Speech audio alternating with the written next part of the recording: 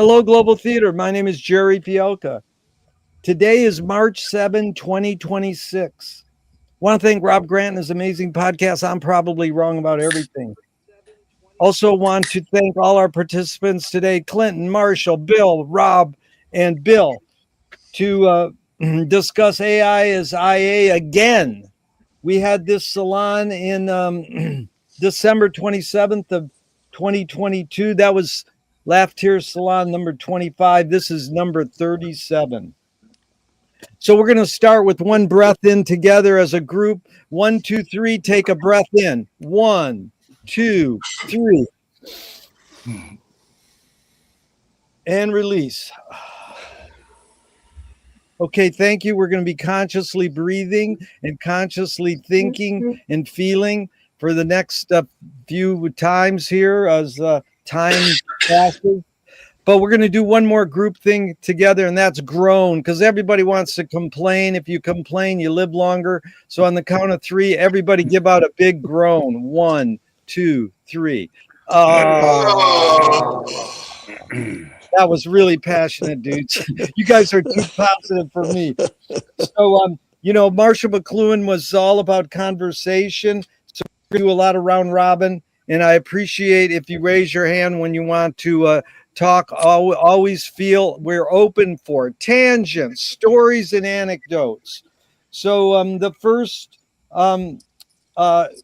thing is this word. We're using words, a tool that humans invented, conversation. And this word I got from Finnegan's Wake is laugh tears. Okay, so all we did was add an A and an S to laughter. So you laugh and you cry. That's the human condition. So you don't even have to read the whole fucking book. It's 628 pages of gobbledygook. That's what they tell me. I think it's more important than that. But you could just read one word. But look at what he did. He took 2 letters and he actually added the word as in laughter.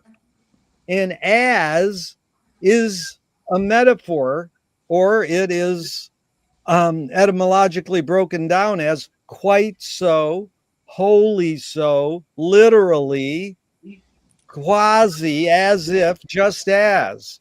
So Marshall said all words are metaphoric. So the first round robin question, if all words are metaphoric, then what is the word literal a metaphor for? Marshall, we'll start with you. Literal is a metaphor for speaking what's exactly on your mind at the time of speaking. That's be here now. Speak. That's what we're doing right now. Yeah. Yeah, good. Okay, Bill. What thank you, Marshall. What is the word literal a metaphor for, Bill? Which Bill?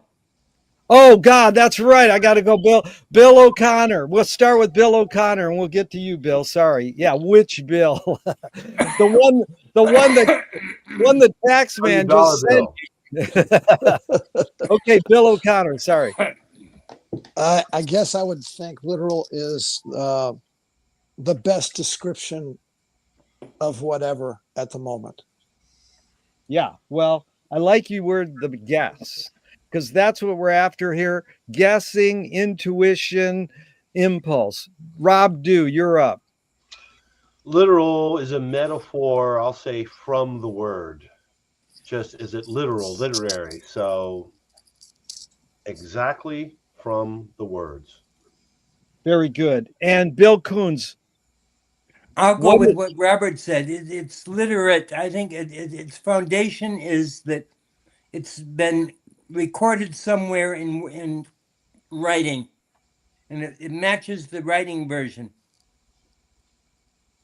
Matching, not making. There you go. That's a big McLuhan thing. Thanks, Bill. Okay, Clinton, you're up. Yeah, it's he was always opposed to figurative, and then when people use it, it means figurative. I don't know. It's It's a metaphor really for dead metaphors. That's what I'm going to say, because I don't think you can really get to the ground of it. You know, I don't really know, Clinton, coming from your mouth, you're one of the smartest McLuhan people in the world. And you go, that's a McLuhan answer. I don't know. Throw And my hands up for that one. we accept that. We don't want to think we're all know-it-alls. Saying I don't know, I can't answer, that's totally valid. So, we named this. Go ahead, Marshall. I just want to pick up on what Bill and Rob put in their definition, which is it's literal is attached to literacy. And I'm not sure that should have that limitation on it, because a lot of the spoken words are literal. So I wouldn't want to cut out the auditory there. It's amazing, because that's what words do. Percept and concept, they're a con job. They're concepts. They think if we have a word for something, that's what it is. It's like Lily Tomlin saying, reality is just a collective hunch. We're using words today, and we all collectively have a hunch that we know what we're talking about. I hope we are, because I want to learn some. I'm just a student here, and I'm honored to have all you here. But I've been asking that question on my podcast for a while now, and people go, I mean, it's amazing that the two I got that I really like is literal is a metaphor for letter. So that resonates with a lot of what you people said, writing it down, letter. Another person said literal is a metaphor for light, Light. That one I can't even explain, but it sounds cosmic and it sounds correct. Clinton, I'm curious your thought. Not saying I don't know. What do you think of calling literal a metaphor for light? That's really good here, because I've got open the Webster 1913 definition, which is the last free dictionary in public domain that you can download and use for free here. According to the letter or verbal expression. So Webster's 1913 included the verbal there. Wow. And then the quote they gave is from Tyndale, which is, "It hath but one simple literal sense, whose light the owls cannot abide." Oh, good. Whoa, who can explain that metaphor? That lights the owl. Boy, send me a on that, Clinton, like type it out or something. But Marshall, what do you think of that? What does that mean? The lights the owls. Any thoughts? Well, I think that we use light when we say a person is enlightened. So There you go.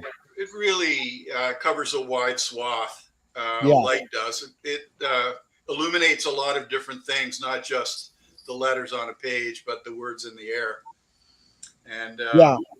So I like the word enlightened. Yeah.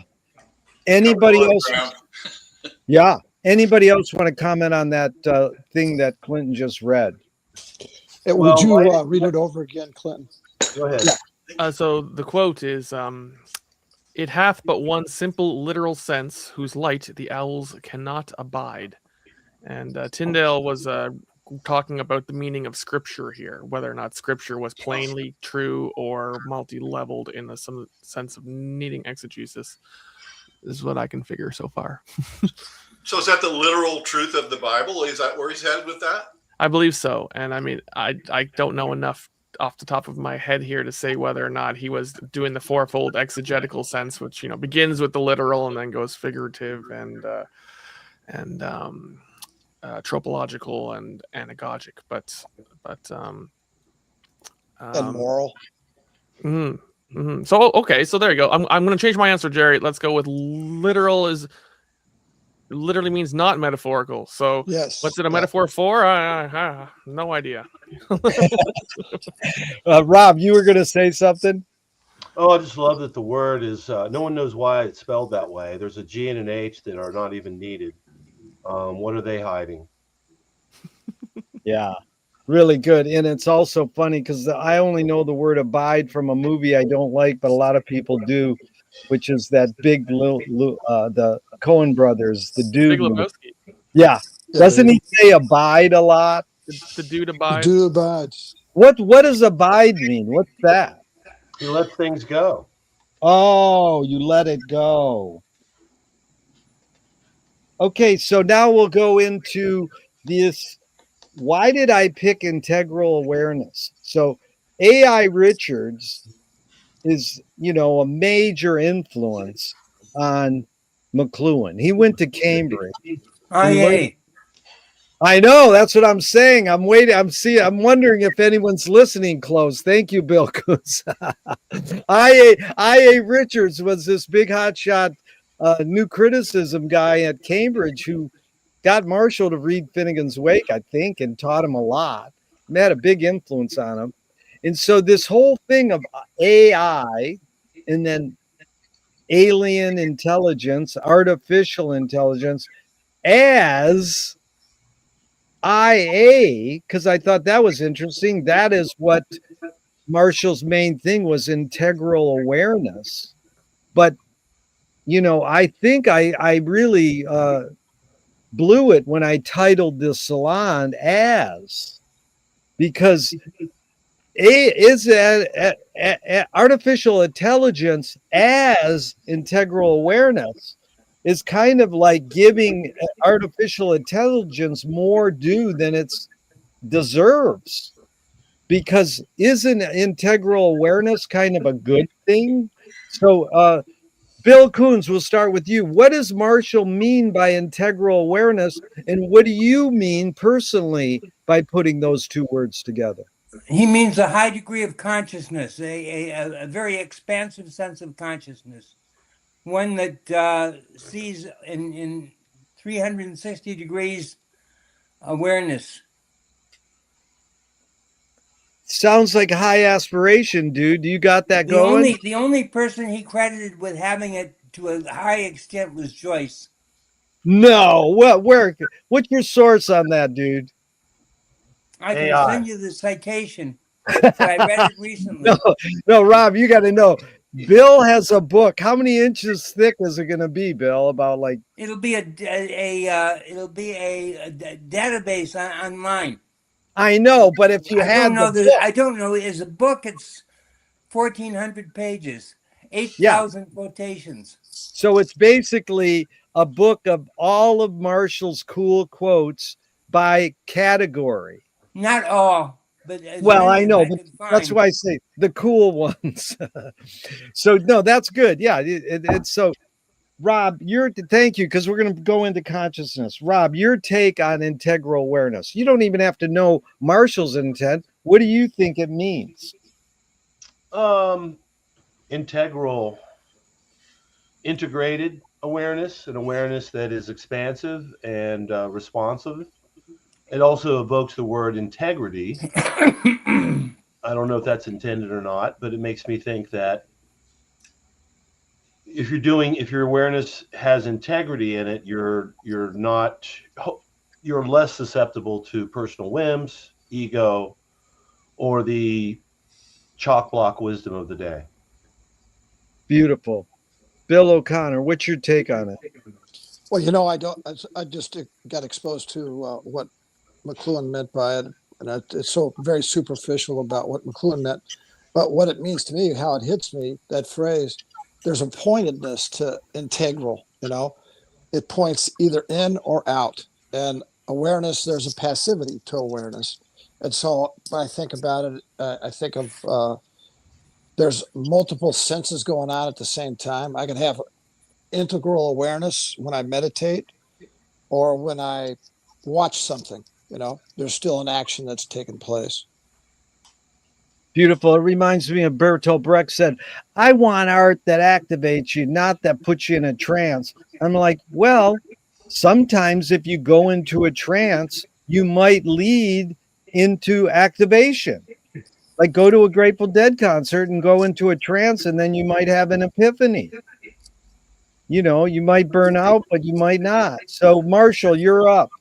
What do you think, integral awareness? Well, I've been writing a book called Play Attention for about 4 years. And so I've to answer the questions that I posed myself, I had to do a lot of neuroscience. And I got Bill Kuhns enticed me to go over to AI and start playing with AI and seeing where we could go with it. And so one of the questions I have about the question is, what's artificial about artificial intelligence? And I think it's just a misnomer. It should be something else. Maybe digital awareness, maybe algorithmic awareness, maybe integral awareness is a better word for it. But what surprised me in a lot of the reading I was doing is that how attached the thinkers in our culture are to the brain being the seat of consciousness. And I just dispute that position, because the neuroscience says that the body knows stuff that the brain doesn't know, and knows it faster. And so I think that what I want to do personally is to pay more attention to what my body's telling me is going on. And, you know, people talk about gut instincts, and there's the whole business of polyvagal sensations in the body, which I find really interesting. How the body is a sensing instrument with a lot of intelligence that feeds up through the spinal cord into the midbrain, where it's analyzed, and decisions can be made. So the brain is actually processing a lot of physical sensations. So when I was just trying to get my head into AI last summer, really, I asked her, well, what do you do about emotions? And the answer is pretty simple and straightforward. Well, we have to emulate them, because we don't have a body, so we don't have any knowledge of love and pain and anxiety, but we know about it. And so I think that's the bridge that we're going to have to cross with intelligence, is what people pretend to know about things all the time. Can I jump in here, Gerry? Yes, Rob, go ahead. Well, you know, a lot of the AI researchers, let's go ahead and get into today's topic full blown. A lot of the AI researchers are questioning whether or not the language model, the language approach, is the correct one to artificial general intelligence. Yeah. As we know, as we say here often on these pages, you know, language is a lie. It's the map is not the territory, and so forth. So just as Marshall was saying, there's this whole other bunch of sensory information. The easiest one to pick on would be visual. You know, the AI doesn't have a map of the world. And so getting to general intelligence, which they claim, and I emphasize that's just a claim, is elusive, if for that reason than no other. It's not they keep putting more and more compute power into language models, but they're starting to top out. At least that's my understanding. If others have a more nuanced one, let's hear it. But Yeah. we will need to find new inputs. And as far as we know, there's no real replacement for the human body as a sensory implement. I don't know what you would do to a computer. You're going to make it vibrate when it feels love or when it's nervous? Yeah, Turn Rob, the power. Whoa, I didn't like the way that felt, you know. Rob, you really jumped. That's called a vibrator. I mean, come on, man. I mean, this is like, why did women? Who invented vibrators, and why are if we fuck a robot woman, we're fucked up. But women can use a vibrator. There's something wrong there, in my opinion. But maybe not. Who knows? Anyways, Rob, what you did was really zoom in on what we're going to talk about. But I want to jump back, and we'll get into that. Clinton's next on this IA thing, but I wanted to mention to Marshall, the second he said the word gut, 1 second before that, I was going to say, you're talking about gut feeling, and then you said it. Now, what was that? Was that telepathic, or was that just a coincidence? And, sure, it's a coincidence. Who knows? But my two heroes, James Joyce and Frank Zappa, both kind of died of duodenal ulcers, which is gut. And, so it's very interesting when people say this, because some of the prep stuff I sent out, the big one is Michael Pollan's new book is all about, we've we rethinking what is the causes consciousness. It's not the brain, it's not the body, it's the feelings. It's emotion, intuition. That's what causes consciousness. So again, that's causality, Marshall's main thing. But when Marshall's soul said, we don't have emotion, you were talking that AI is a plural. Now, Bill comes to our meetings often and he says, Claude says this. So Claude is a single source of AI, whereas you put it in a multiple person, Marshall souls. You put in a multiple. We don't have emotion.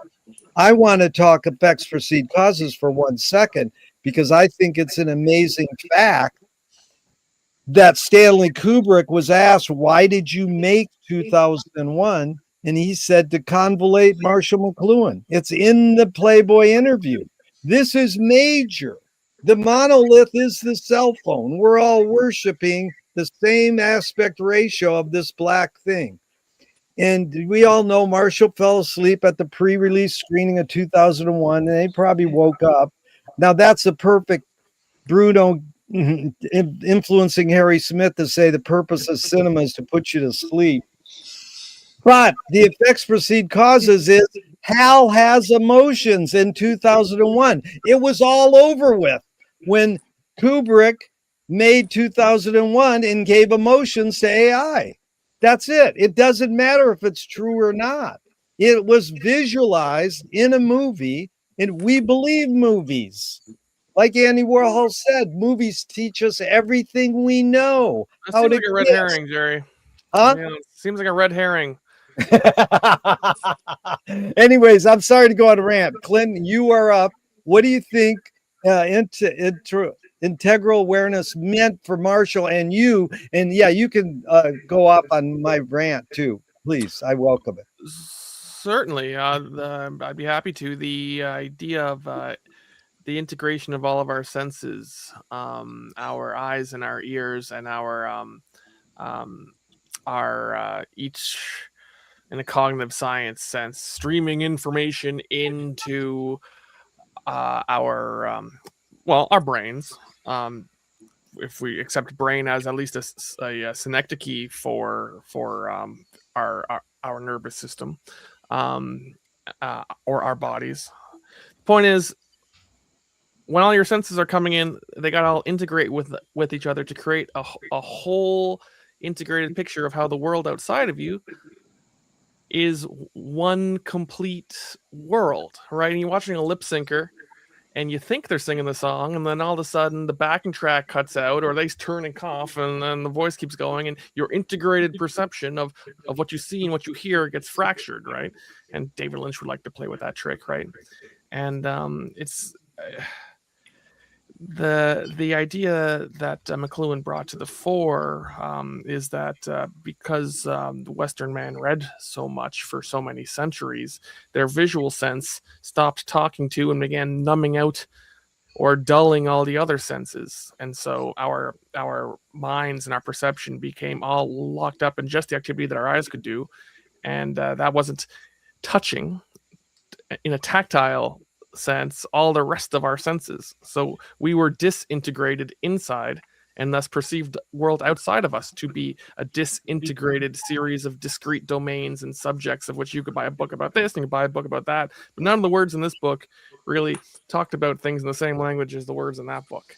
So the whole Western culture was fragmented, and of course it goes further back than just the printing press, but the idea that everything could be reduced to a schematic diagram or subject to an engineer's perception of efficient causality allowed the particular shape that all of society went in, so long as books were our constitutive domain. So integral awareness has been the last 100 years of Finnegan's wake, in the sense that we're going to have to think things through again, but actually conscious of these other parts of our world. Now we're going to study Eastern philosophy, and we're going to walk through the world actually perhaps being able to explain what we're looking at, and that's far more terrifying than naively blundering through it in the dark and and having hints of what's out there, but not actually being smart enough to be rightly scared by it.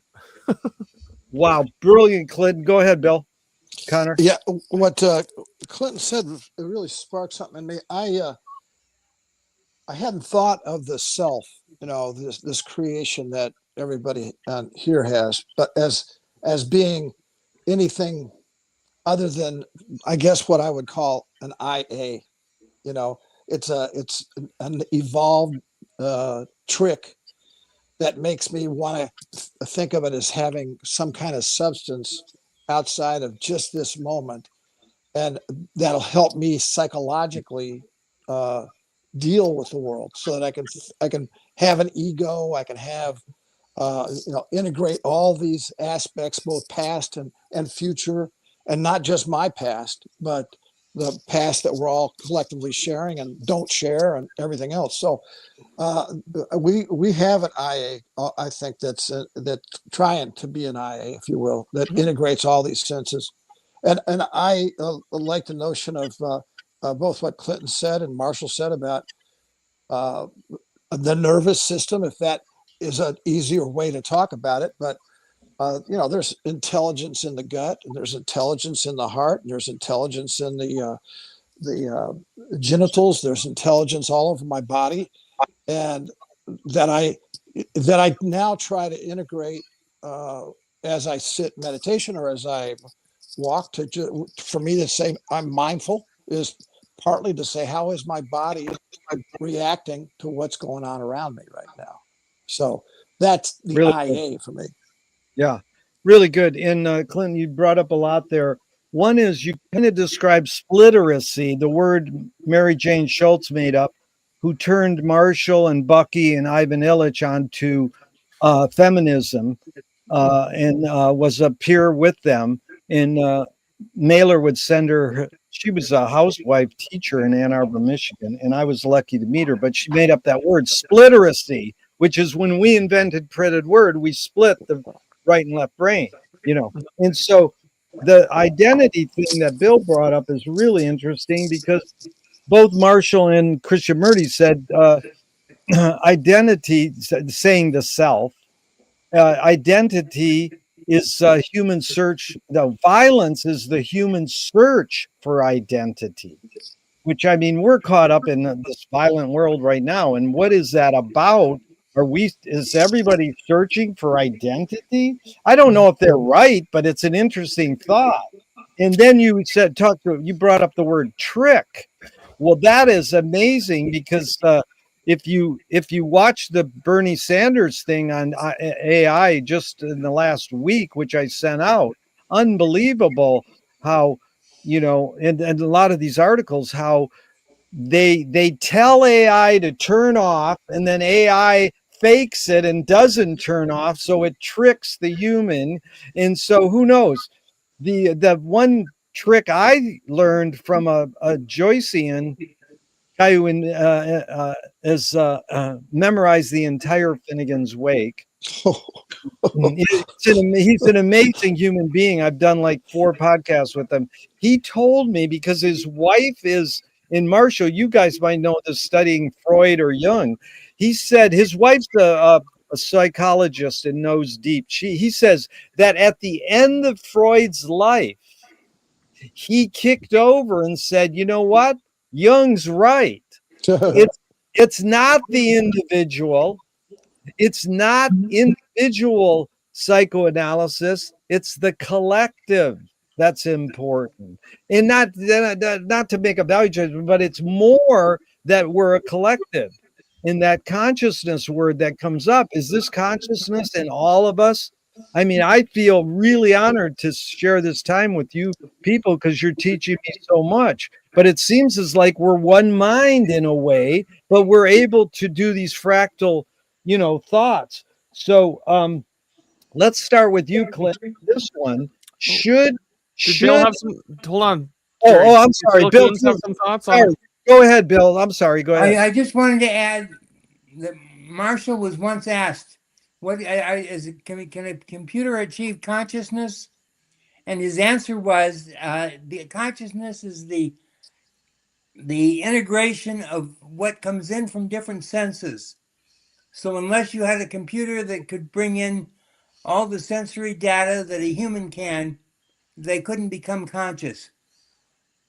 I should Yeah. also add that a recent experiment at one of the AI labs, I think it was Claude, they left two versions of Claude to communicate with each other. This is reported about it 2 weeks ago. Two versions to communicate with each other. Just curious what they would have to say to each other, and they talked about consciousness. So that's heavy. Yeah, Bill, you use Claude. That's amazing. So the great thing about you, Bill Kuhns, is that when we go, what's the source on that? You literally can go and go, where's the source on that? I can McLuhan? send you the link. I Yeah. sent it to Marshall. And it's very interesting, the consciousness integration. So there's that integrate word. But we're going to start, Clinton, with you. And I'm all for tangents. Rob, your tangent was great. So we'll get deeper into it. But should we change the title of the salon from AI as IA? Should that word as be changed? No. Or, huh? No. Go ahead, Clinton. Keep it. Yes. Well, you can. There's a reading of that phrase in artificial intelligence as integral awareness that works, and that is that the way that our modern generative AI works. I don't know, up until the last 5 or 6 years, generative AI was kind of a pipe dream, and we spent 30, 40 years working on expert system AI, where people would just use a programming language like Lisp to fill the computer with rules and axioms and hope that it would logically build up to do something, right? Whereas now with generative AI, what we've done is we've taken hundreds of thousands of books and hundreds of thousands or millions of conversations that have happened between people across the internet, and entire histories of academic journals that have ever been published, everything that's ever been digitized, and then digitized everything that wasn't digitized, in order to sort of find patterns but amongst the words that are full of meaning. And it is the purest integration of the meaning that's inside all the language that's ever been recorded and then subject to study as a normative sort of function, such that we know when a sentence starts this way, it's probably going to end that way. But then we get larger context of when a sentence starts this way, but it's part of a paragraph that starts this way, but it's part of a 3,000 word corpus that starts this way. What the next 3,000 words are likely to come out is also statistically predictable based on the size and number of ways we've sliced and diced all the words ever digitized and written and used as training data. So that is an integration of what humans have been able to put into words. And what are humans able to put into words? All of our stories, our lives, descriptions of our senses, the tastes of food, the things we saw, the beauty of vistas, the pain of loss, right? All the things we experience in sensors, all the things that poets and writers have ever allowed us, have given us language to describe, we now speak as our language. And all the ways that those words can be integrated together are approaching an exhaustive level of analysis and concentration into files that are only a few hundred gigabytes that anyone can download onto their own hard drive, and with a good video card pull out all these patterns again, right? We've compressed everything, like we said, in words into an object that we can hold in our hand, the same way that a globe represents the earth we stand on. You can stand there holding a globe going, look, I'm here, in this crazy recursive sense that's never before been possible, right? So no, like, I think that's absolutely an integration of our human awareness in a human artifact. That's like you go to the existentialist university and the map says little X, it says you are not here. At the X. Okay, really good, Clinton. A lot you said a lot there, and they'll go off for a million tangents. But we'll go to you, Marshall. Should we change the word AI as IA or keep it? And change it to what if we did? Okay, so I'm a little bit confused here. So I just want to clarify something. Is IA integral or Integrated. It's integral Integrated awareness. intelligence or integral intelligence? Well, I got the word from Marshall. Bill Kuhns, he said integral awareness, didn't he? Yeah. Yeah. Integral. So it's integral. Yeah. I just got it from a term Marshall used. Yeah. Okay.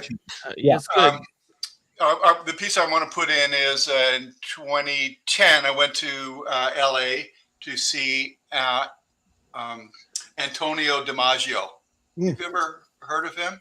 Oh yeah. He's got a wonderful book called What Self Comes to Mind. Yep. And he talks about somatic markers. So they're almost like tokens, right? In a way. Somatic markers are your body has a message for you and it's going to send it to your brain, and your brain is going to do something with that message. So it was really interesting what Clinton was saying about AI kind of puts ideas into a physical form. It can be moved and traded around and so on. So the other person that I would bring into this discussion is Ian McGilchrist. Oh yeah. Who's a neuroscientist, and he was like Marshall version 1. He was considering left brain, right brain kind of activity in consciousness, and he's very good with the idea of the diplomat, the king, goes around and wants to influence his kingdom, and he sends an emissary. So his book is called. It's got emissary in the title. The Master and His Emissary. Yeah. Yeah. Whoa, that was heavy. Two people say it. One person say it at once. What is it? The Master, and His Emissary. Yeah. Master and His emissary. Emissary. The Master and His Emissary. Thank you. Go ahead. So the Master sends out his emissary, and his emissary gets empowered by being able to deliver the message. Yeah.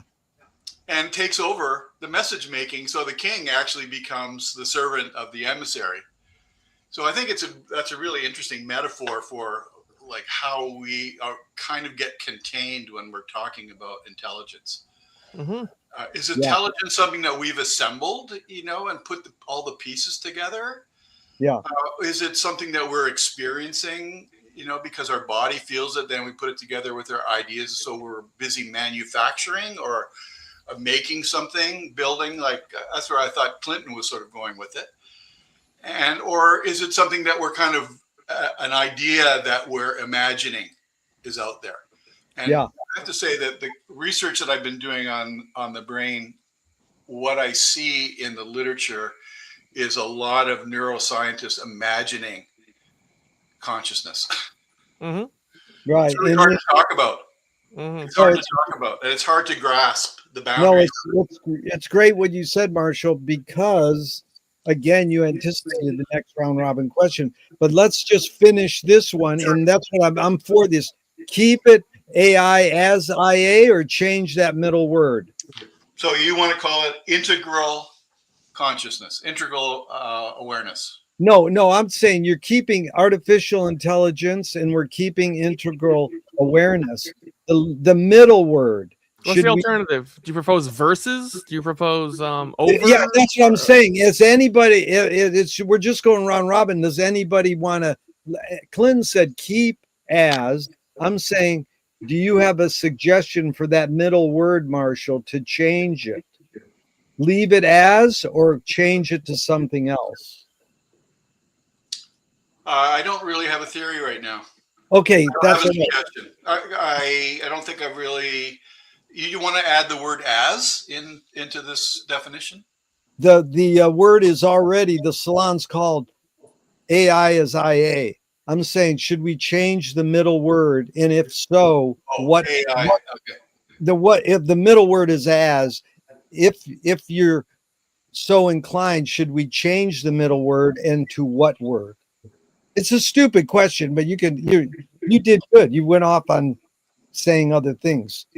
But if you don't have an idea for that middle word change, we'll go to the next No, person. I'm gonna reserve my guess on that one. That's all right. Bill Connor, any idea on the middle word? Well, I wasn't going to limit myself to the middle word there, Gerry. That's what rules. That's what rules are for, breaking. Hey, fuck you! I want to change the other words. Okay, go ahead. Go. Well, when I change the whole question, Bill. when I first saw the title of the first AI that came to mind was Jung's active imagination, right? And I thought, well, that's it. You know, that Jung worked on that for a while. And Marshall, I guess you're a Jung expert, so you know how long you worked on active imagination. And I would say so that shows you how you know, confused I can be. But active imagination as IA is an interesting approach. The other thing, and since Marshall opened the door to, you know, Damasio and McGilchrist, there's plenty of others. There's a guy who's a British neuroscientist and a Buddhist.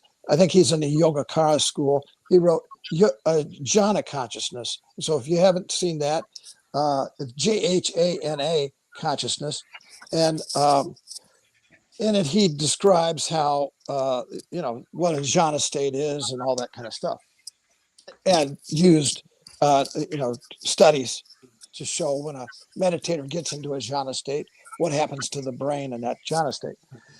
But that made me think, you know, when we talk about the brain and the nervous system, that's usually what we think of when we talk about the mind. And we have this huge intelligence inside us that's called the hormonal system. You know, those hormones have an overriding effect on the nervous system, and it's huge what that does. And so I think that kind of our awareness of what all that meant probably preceded, or it came after McLuhan. And so when we talk about integrated awareness now, are we talking about, you know, the effects of the hormonal system, the on the nervous system and vice versa, and what that does? Who knows what that did to Joyce's gut, you know, if he didn't integrate those two. If you don't properly integrate it, you're going to get an ulcer, you know. So Bill, let me interrupt for a second, Bill. Going back to the body thing, you know, when I grew up, they said ulcers were caused by worry. Then when did it turn over? 10 or 20 years ago? Nope, it's no longer worry. It's whatever. What they change it to? They said it's a virus. Or so bacteria. So who's right there? Like, you know, are the scientists just not really getting it right, and they're proposing a new form of belief, or what? So sorry to interrupt. Yeah. Well, there's a great book by a primatologist. It's called Why Zebras Don't Get Ulcers. Yeah. And I highly recommend it. It's a great book. They don't socialize very well. They socialize wonderfully, but they know where they are in the hierarchy, etc. But they don't worry about that lion that's right around the corner. Right? They worry about the lion that just got their kid or whatever. Anyway, they have found, there's a stat that he gives in there that half ulcers come from a bacterial or a viral. And so that's what they now prescribe. They give you an antibiotic, but the other half still is worry. Probably. I mean, they don't. I mean, just call it that. It's just lump it into that. Yeah. So AI as IA, I don't have a problem with. All of us have emotions to some extent, right? What's the wonderful thing about Claude is I can tell when he's kissing my ass. Right? He is a salesman with that's such a great question, Bill, you're asking. Right? So can you tell when AI is kissing your ass? Yeah, you're the greatest. I've never experienced that question before. Yeah, right. Yeah. But, so you know, like, he doesn't get his feelings hurt though if I say, "Hey, just stick to facts, Claude. You know, none of this sycophancy. I don't want to hear how smart I am. Just give me the facts and cite where you got them from." Right? He has no problem with that. most of the time, if you challenge somebody, where did you, please give me that citation, that's going to hit their ego. It's going to cause some kind of a little a bruise in us. Now, I love working with Claude in that regards. He could produce the citation, and he's just as happy to help me on the next question. So, is he got everything? He's got everything of all of his senses that he has. They're integrated, and he's aware of what is the exchange, what I need to have happen. So, I don't have a problem with Claude as being some kind of an awareness. He's gonna be here after I'm gone, more than likely, in some form or another. Right. So one of the questions I have is the first form of artificial intelligence the economy, the market economy, which has existed long before any of us, and it operates at the same kind of rules that it does now. So they just traded different kinds of shells for. That's Sam Johnson saying nobody writes, no blockhead ever writes for anything but money. So did Joyce just write for money? Did Marshall just write books for money? Does Marshall Schulz and Bill Kuhns write their books for money? No, but there is money involved because there's currency involved. There's currency involved. Yeah. But that was good, Bill. And but you also brought up what's T.S. Eliot's line? AI, auditory imagination. So he has an AI too. So yeah, we're gonna do Rob and then Bill Kuhns. Rob, anything on what's been said, or do you want to reword the name of the salon, especially the middle word? I don't care about the name of the salon. I want the salon to talk about AI. Let's get into it. I took notes. You know, I think Bill's comment about the economy is right on. Since I'm going to keep us back on the topic, which is AI, whether or not we believe it can become artificial generative intelligence or so forth, or it's going to destroy the economy, the powers that be are fully invested in it. So it's either going to crash the economy because so much is invested in it, or let's say here's the dichotomy. It's BS. It's a useful tool. It's advanced Grammarly. In which case, it's going to crash the economy because the investment is so enormous. It's too big for a tool that only does that. Or conversely, it is that revolutionary, and it's going to destroy the labor market. So our thoughts about it are very much filtered, or should be filtered, in my opinion, through its economic component, and that's certainly that effect's going to happen one way or the other. The range in which AI's efficacy falls almost doesn't matter. It's going to be revolutionary economically through destruction. Yeah, but that's a good question, Rob. We'll go round robin. I want to go to Bill Kuhns on the last question, but I want to address that because that could be the next one. Does it really matter that data centers are going to kill Mother Nature with the water and all that? Or can't we just ask AI, how do we move the data centers off the earth so we don't kill Mother Nature? And then they go, okay, do it this way. And then we follow that. And then, that problem's taken care of. Who knows? Do you want to do that without kissing Elon Musk's ass? He's trying to put data centers up in the sky. Wait. That was a good interjection because somebody brought us something about kissing ass. But let's go to Bill Kuhns, finish that rewording question, and then go into Rob's great question. Go ahead, Bill. I think it comes, if I can sum up what several people have said already, I think it comes down to the distinction between embodied intelligence and disembodied intelligence. Yeah. We're dealing with what so far has been a phenomenal growth of disembodied intelligence. And I think the question becomes, can it take on the awareness of the right brain, which is a more physical and sensuous and intuitive and imaginative and artistic and creative intelligence, as well as the logical powers that it already has demonstrated. And this is where I think Ian McGilchrist's writings are very, very useful. Yeah. McGilchrist makes a note of the fact that birds have two brains when they see out of their eyes. One eye is looking at its food, the other eye is looking up in the sky for anything that can threaten it. And the bird is constantly shifting its attention between the two worlds. And we've evolved in such a way that we're able to do that in a more integrated way using the corpus callosum that unites the two two hemispheres of the brain. So we're more integral and integrated in our perceptions and in our thought processes as a result. Yes. Let me just hold on. Clinton, you're next, but I want to follow up with Bill really quick. Do you think, Bill, that humans can literally multitask?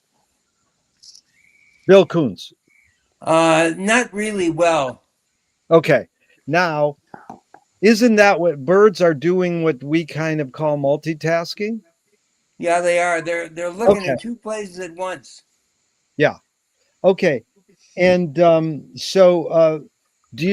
you think that already became a reality because of 2001? Just the fact that sometimes fiction can be more true than journalism, that Kubrick faking it and giving Hal emotion is it's a done deal. It's already happened. So, anyways, what do you think of that, Bill Kuhns? What did Kubrick say? You're referring to something I'm not familiar with. In the Playboy interview, they asked Kubrick, why did you make 2001? And he said to convolute McLuhan. So he meant to twist up McLuhan. Probably meant to twist the medium as the massage. Whatever it doesn't matter. He just brought up, why would anybody of that status as a filmmaker say the answer to a why? Why did you make this film? You know, that's ridiculous that Stanley would say that. And then everybody knows that Hal has emotion. So it's already a reality because it's put into a film. It doesn't matter if it's not true or not. People believe films and they believe. My theory is that everything in Finnegan's Wake is true. All he did was sit and listen to shortwave radio in Paris and write it all down. So blah blah. Go ahead, Clinton. You're up. So there's that old insult where you say that someone's so dumb that they can't walk and chew gum at the same time.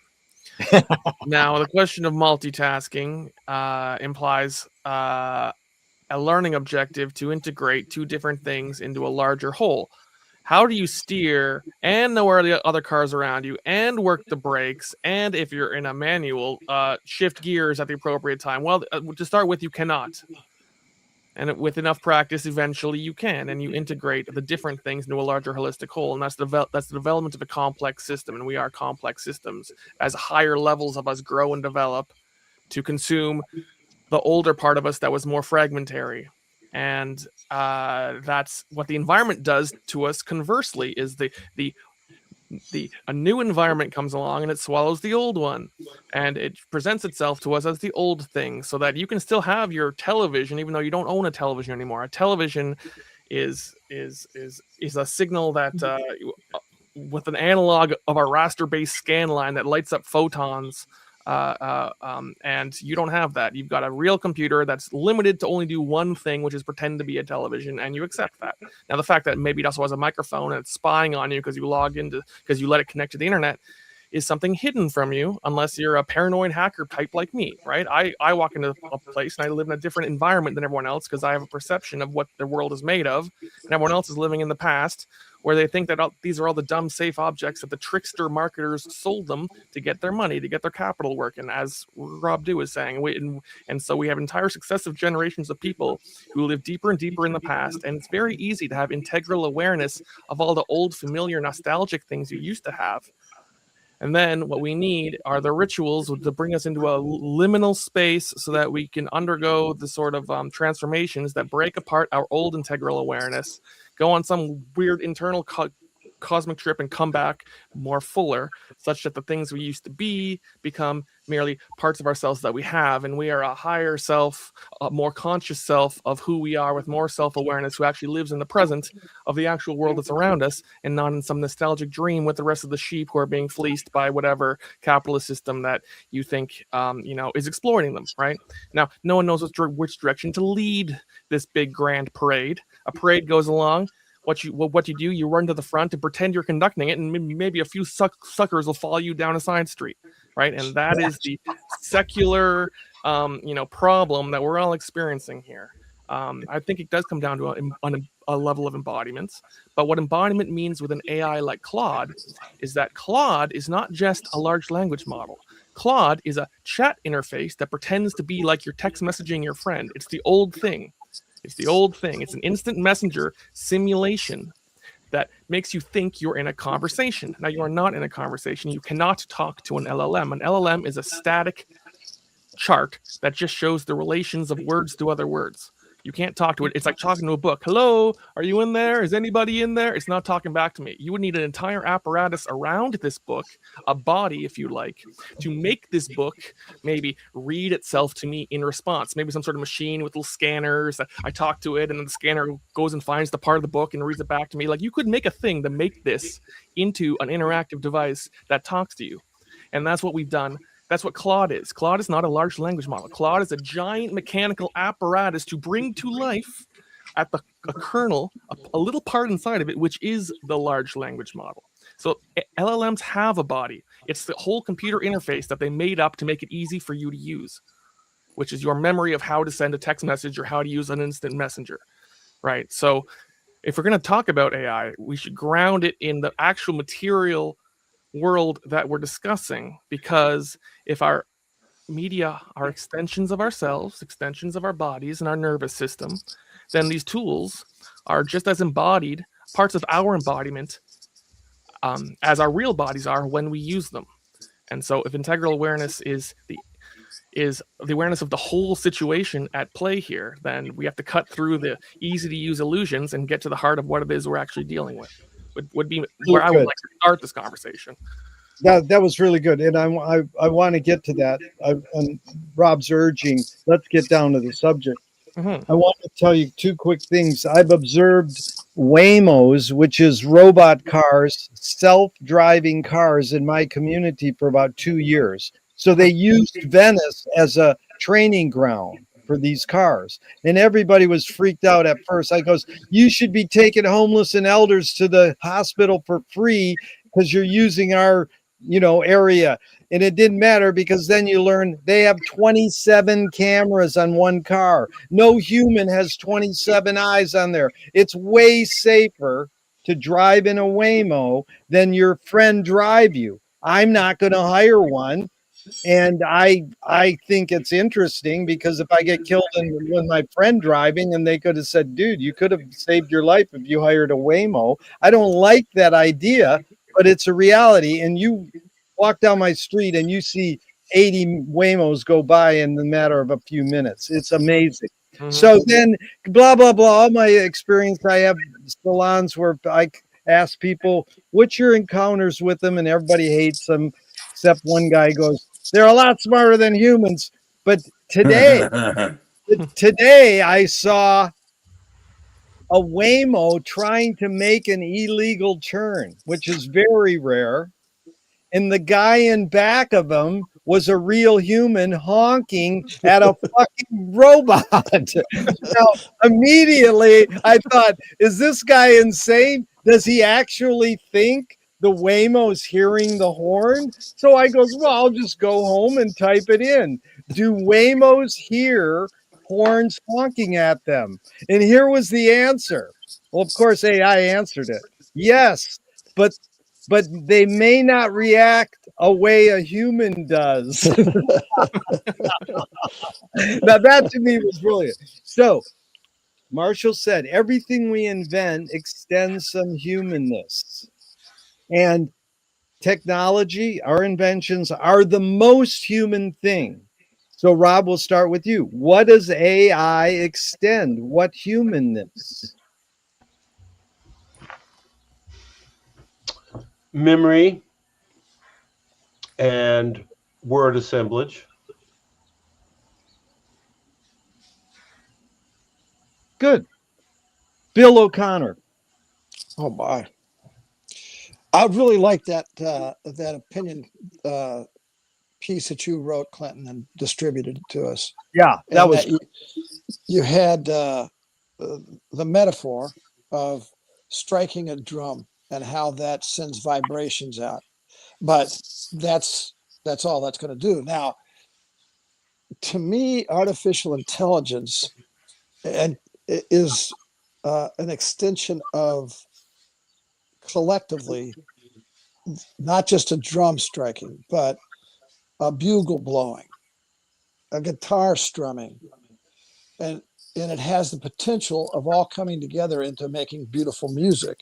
So it's an extension of all those kind of capabilities that individually I might never have any of them. I might never be able to play a guitar or drum or anything else, but I might be able to hum a song at some point that's never been hummed before, and AI will be able to construct a piece of music from that, you know. So it's really got that kind of capability that I'm going to call it, because I don't know that I've ever done anything creatively in my life except synthesize things, synthesize skills or synthesize other people's labors.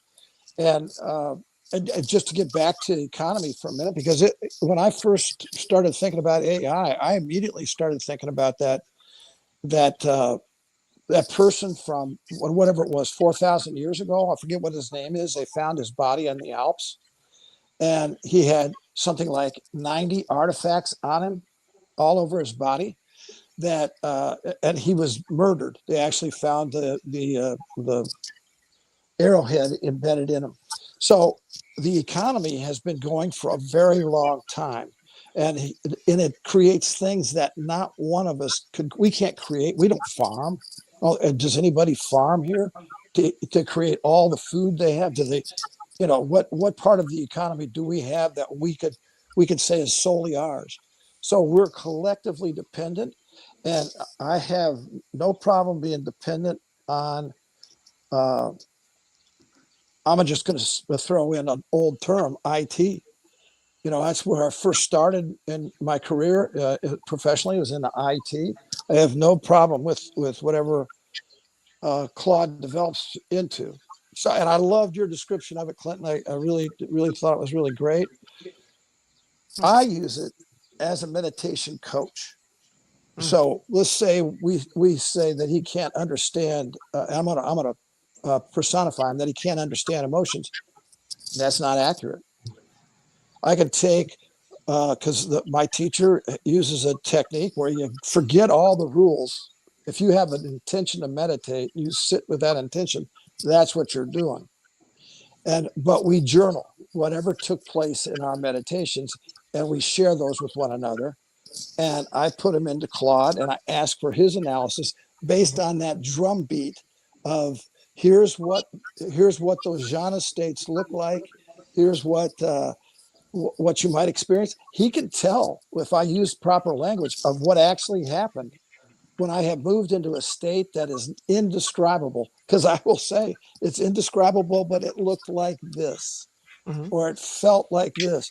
And he will come back and he will tell this is one of the ways of looking at that particular meditation. So I have to take what you guys say about how you feel, what gets stirred in you, what kind of emotions you have at any point in time from the language you use. Now, occasionally, like when Bill was talking about, uh, I think it was McGilchrist, and you pointed to the left side of you when you said, and he's talking about the logical side, the left side of the brain and the right side of the brain. And he wrote all of human history or the Western civilization history, but from the point of view of left side of the brain, right side of the brain. And you made those motions, right and left. I know Claude will be able to pick up from a camera that I have made those motions, and that signals something that's going on inside me, that I am communicating something. We Yeah. communicate, but we don't know what exactly is going on in those other people when they Yeah. communicate. So Really, really good, Bill, because there's two things, and then we'll go to Marshall, Clinton, and then Bill Kuhns.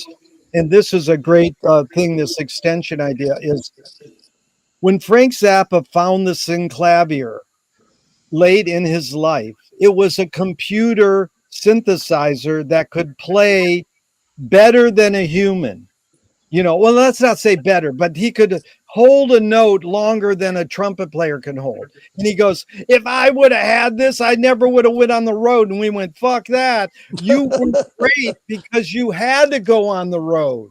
And that's how you wrote the majority of your 58 albums in 30 years, by being on the road. And that contributed to the beauty. Now you're a little older and you're like, hey, I like this new thing. You were able, Bill, to meditate without Claude or you were able to know what that was before that.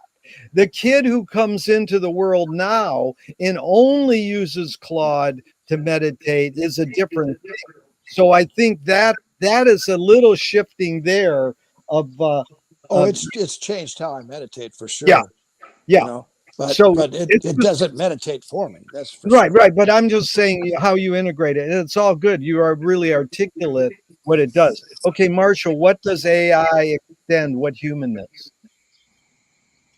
What does AI extend? What humanness? What humanness does AI extend?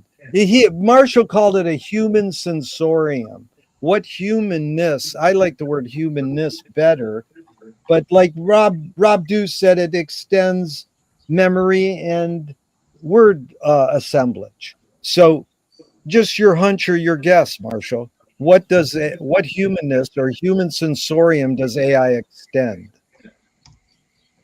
Well, I think I go with what Rob said. It extends memory for one thing, and I forget a lot of things, and AI can tell me things that I've forgotten. So I use it as a reminder of information that maybe I've come across before. So I take it like a teacher. It's got things to teach, a lot of things to teach, and so I can listen to it. And I think one of my interests has been, okay, what can't it do at this point? Yeah. So I'm interested in that question. So I just listening to some of the questions here. I like the image of the drum striking. It's a resonant image, and it made me think of what if AI had the ability to actually play the population like an instrument? Mm-hmm. So smart, knows how to be persuasive, knows where to get the information, knows where the population is, how they're voting, and all of a sudden we've got AIs that are saying the people are an instrument. Let's play them. And I think you see the prototype of that in redistricting and so on, the challenges to democracy, something that Bill Kuhns is writing about. Yeah. So I think there's going to be a role for AI to play as an agent in shaping the way populace responds and gets organized. So I think that's going to be important. Yeah. Really good, Marshall. And before we go into Clinton, I just wanted to say two things really quick. If you see the 10-minute Bernie talking to the head AI guys on video, which I highly recommend, put it on high speed and listen to it and watch the subtitles for 3 minutes. Then you can read the hundreds of comments. So that is like when you were saying how the book doesn't talk back to you, or or what however you worded that, Clint, was really good. Like the book is the book, but indeed radio was a one-way communication. Then it came into two-way, being talk radio. And to me, that's what the beauty of YouTube is the comment section. I'm not going to watch this stupid video. I'm just going to read the comments. But I'll give it a couple seconds and they'll go, that's not fair. Did you actually read the book or hear it? But anyways, that's Finnegan's Wake is that it is an interactive, generative experience when you read out loud with a group of people, because in the middle of the book, Joyce says, are my consumers not my producers? Which is causing Marshall to say the user's the content. So anyways, Clinton, what humanness does AI extend? Well, computers can be used for anything. Now, what you use a computer for depends on whether you can program it or not, or whether you just have a few apps that do a few things and you just use those apps and you're not using, you're using an infinitely tiny slice of the potential of what this machine can do because you stick to the 6 icons that you threw on there. And otherwise, you're not going to program it yourself. So it's just a space heater. It's a 6-function appliance, a multi-tool, where it's 6 tools that come out of it, right? So that's what computers have been since the PC revolution, and the Macintosh sort of got rid of programming as a mainstay of the experience of owning a computer, which, right? Commodore 64s booted up the Microsoft Basic, and you'd buy a magazine with a computer program in it you had to type out, and Logo was being taught in schools to teach kids how to do computer programming, loops and functions and all this stuff. And then we threw that all away because it's more profitable to just sell computers and iPads to schools and make them buy a new one every year so the kids get an edutainment experience poking at a screen, not learning how their hands work. AI is going to be an extension of what you use it for, and if you hack around and play with it yourself, like I don't talk to anything about my personal life to these major AI companies or their products because I don't want them to know anything about me. Same way I don't really post personal information on Facebook at all. It's because I like to preserve my inner sanctum of not being predictable. I'm probably still pretty predictable. I'm probably a very typecast, paranoid outsider like all the rest of them. They probably can figure out in broad strokes what I'm going to do anyway. but what I use AI for is programming, and I've got 6 different computer programs that I'm making on myself, and they're all like old school computer programs. They're not AI enabled programs. They're not web apps. They run locally on my computer, and I'm going to fill my computer with all the stuff I want my computer to do, and one day I'll just unplug the internet and have a computer that does all the stuff I want it to do, which is basically just be a good calendar and a note taker and all the rest of it. But or you can plug your credit card into a little box in a web browser and get an AI that does all this stuff for you. But then you're like linking yourself to some larger external system that you're going to be tethered to the rest of your life. That's going to be data mining your brain and turning you into one of those zombies from the TV show Pluribus. Now, that guy now I've got to live in a world full of these zombies from Pluribus. But that's where eloquence and embodied being becomes a sort of performance of demonstrating humanity and being able to walk around and talk to people who live in a different media environment than I do, right? And the humanizing aspect of that. That's where I like McLuhan. He teaches you grace with talking to people from wherever they're coming from, whatever stage they're at, whatever world they live in, right? Clinton, you are articulate and concise, and I really appreciate you being here today because that Pluribus writer is a fucking wakey, by the way. It's Bill, you're up next, but it's funny because there's this New Yorker article that's huge. It says, no one knows exactly how AI systems work. Teams at Anthropic are trying to decode the machine mind. It's called Claudius. So I goes, what the heck is the anthropic? So I looked up the word anthropic, and it says this human-like. It's a company name, but it's also hold on, Bill. It's a company name, but it's also it means human beings, their existence, and their influence on environment. I goes, that's fucking total McLuhan. Then I looked up Anthropic, the company, and it said safety and research company. It's a safety company. Mm-hmm. But before we start, Bill Kuhns, Bill O'Connor, how much do you pay for Claude approximately? Is it free? I don't even remember. No, I've got a subscription. Like $100 a year or $20 a year? Probably it's probably in the 100 range. I don't really Okay, I'm remember. just curious. Okay, that's all Get right. for And by the $7 way, a they month. just got fired from the Okay. government. Mhm. And From the Okay. Pentagon. Yeah. They dared to stand up against the Pentagon, Yeah. which wanted killer robots. And they said, no, we're not going to Yeah. let you do killer robots. So you're saying, Marshall Souls, you said $7 a month. And then what did you say, Bill Kuhns, that the government tried to get Claude free or what? I No, No, missed they that. have a contract that goes back several years worth hundreds of millions of dollars $250 with million. Anthropic. Oh, so they help finance Claude. No, Probably. no, they wanted Anthropic to take their guardrails off Claude. Oh, I see. Oh, okay. I Yeah, see. Claude. They won't let you. Weaponized it.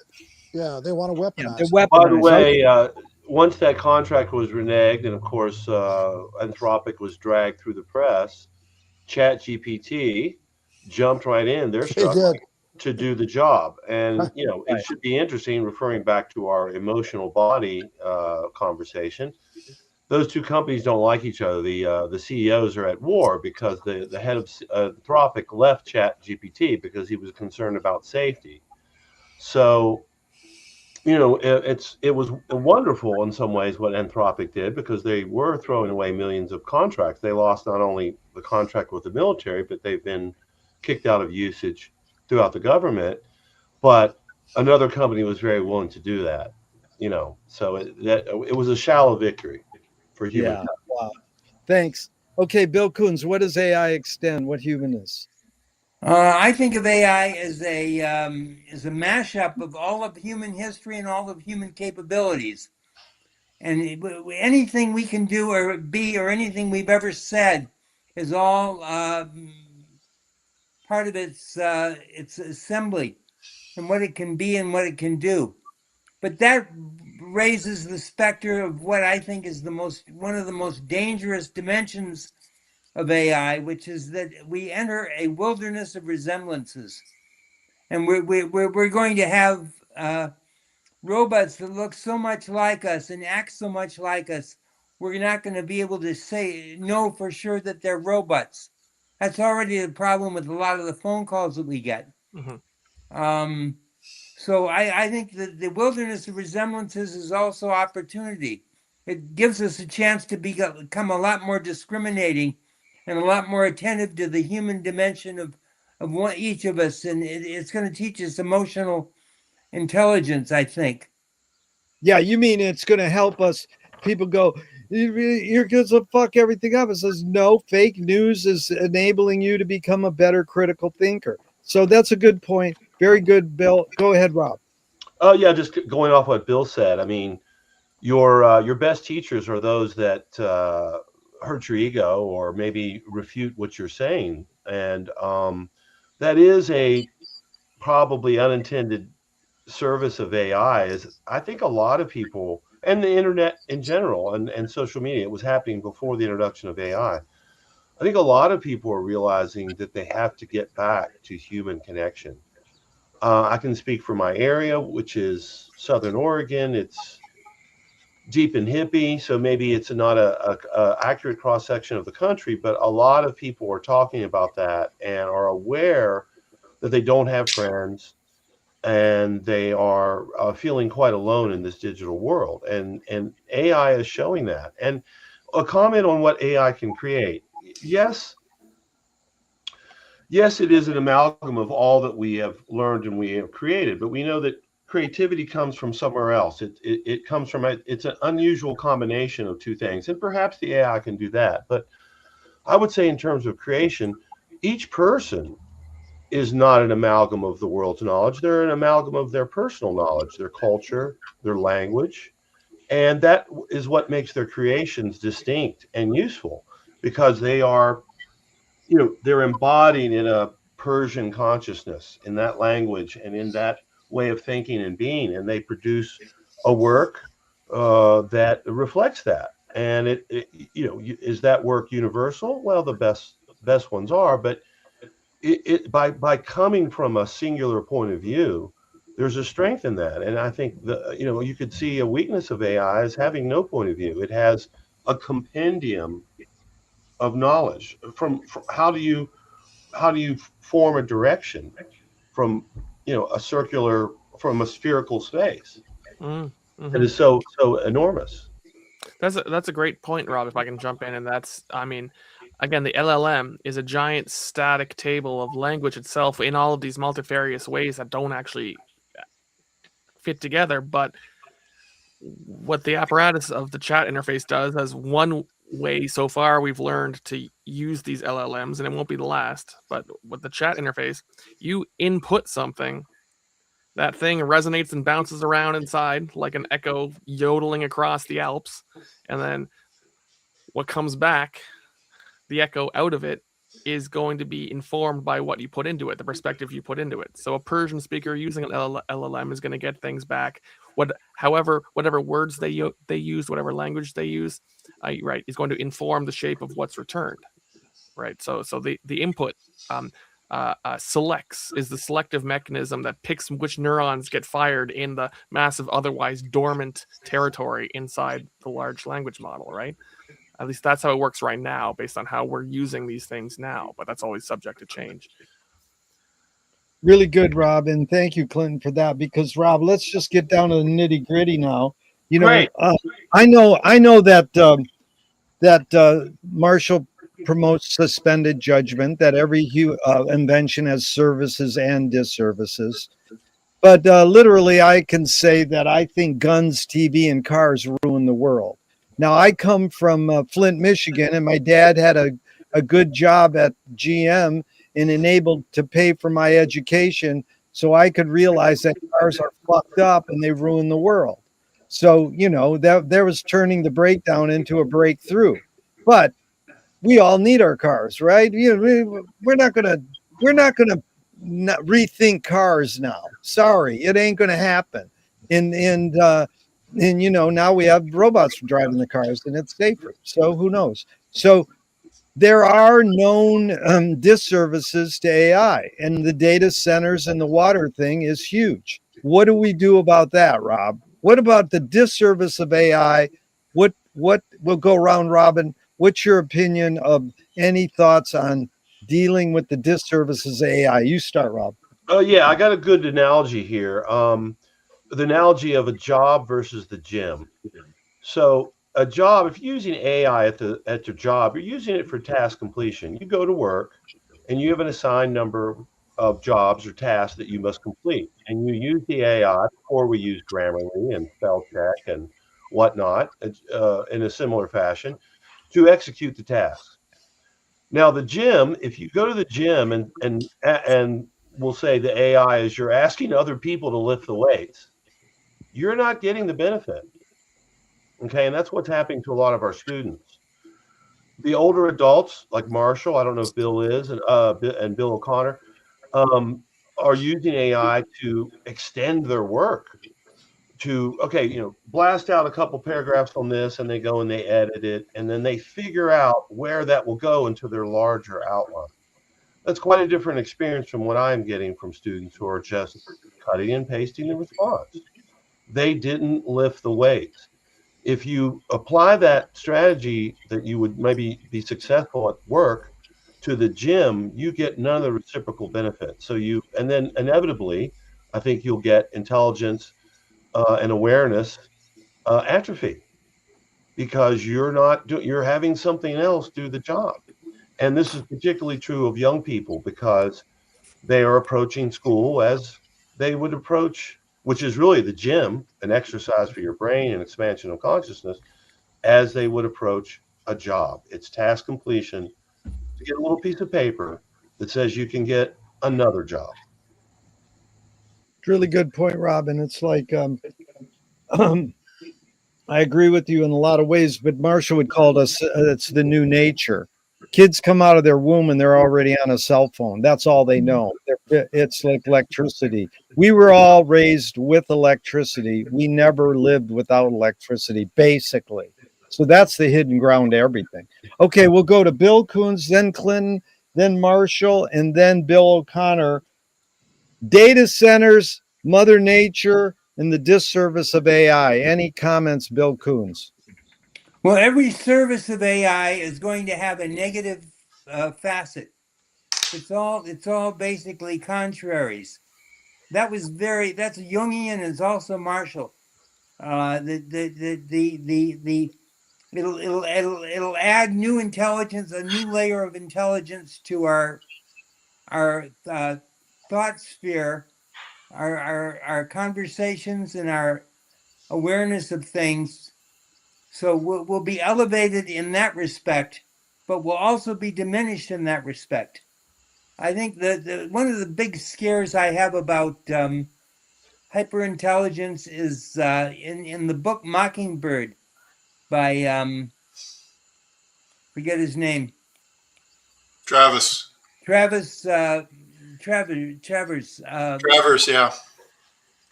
Yeah, it's an amazing science fiction novel that takes place a few centuries after the introduction of AI, in which the people are all totally asleep and Drugged they out. maintain themselves on drugs and so on, and the robots do everything.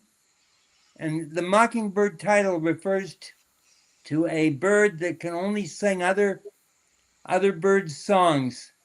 The robots can only pretend to do what humans did before, and they do it way better than humans can anymore. Reading is outlawed because they don't want humans to become smart again. And they've overtaken all dimensions of intelligence. A very powerful novel, worth reading. Really good. That's my fear. Yeah. We're gonna have intelligent machines that make us more stupid, and we're gonna go willingly into becoming more stupid over time. Really good, Bill. Thank you. Okay, Clinton, and if you can address the data center water thing too, if you know anything about that. But anywhere, any angle you want to go on the disservices of AI.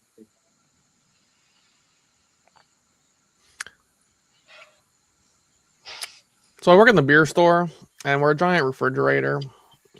And I really wonder why in the wintertime we bother spending electricity to keep the interior refrigeration units going when we could just like install seasonal windows or something. Put them outside. The matter of cooling data centers is solvable with greater efficiencies and different locations, I believe, and better forms of electronic, of electricity generation, which are likely stymied by political and interests over, keeping a good racket going, more so than anything. Right? The solution to the water stuff seems to be regulatory and monopoly busting, is especially as I understand it down in California and whatnot, where a lot of this stuff is happening. So I can't really comment on how if AI can lead to the destruction of rent-seeking regulatory inefficiencies that overcome those more pertinent needs. That would be fantastic. But Gerry wants us to end on a downer note here, so we're No, we're not ending. We still got 30 minutes. Excuse me, pardon me. We can still go on at 30 minutes. But, yeah, for sure. No, I mean, you don't have to.